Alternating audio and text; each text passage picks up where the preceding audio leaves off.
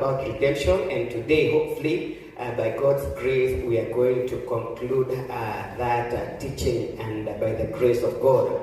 And we saw yesterday that redemption is the process of buying back, or the process of bringing back or returning something to the original owner. And we saw that there are several things that can be redeemed. And we said the reason we were studying this lesson was that for you to appreciate something or someone as they are, you have to understand them in depth. And therefore, for us to understand and to appreciate redemption, which we have in Christ Jesus, we have to understand it in depth. And that's what we started doing yesterday. And we saw that redemption is buying back or bringing back to the original owner.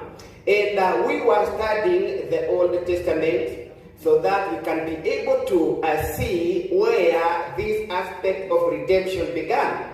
And we saw that it was God who initiated this aspect of redeeming people or redeeming things. And we said again that it is important to look at the Old Testament and what God used to do there, because whatever God did in the Old Testament, whatever He commanded, how things were being done, was pointing to what Jesus will come to do later.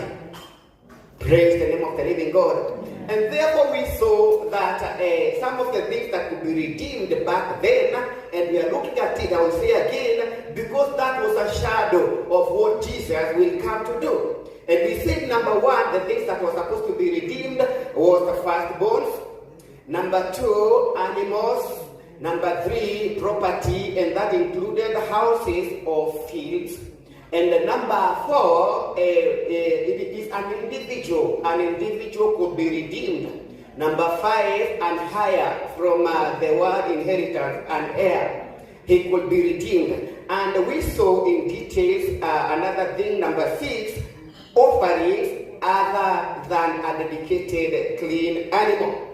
And that's how we concluded yesterday's sermon by saying that when you dedicated in the Old Testament, when you dedicated an animal to God, and you wanted to have that animal back for one reason or the other, we said that if the animal was an unclean animal, meaning it is an animal that could not be offered as a sacrifice, then you could take the animal